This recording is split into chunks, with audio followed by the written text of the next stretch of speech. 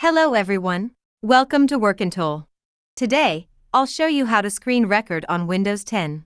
First, download and install this WorkinTool VidClipper on your computer. Open it and click Screencast and go to the screen recording page.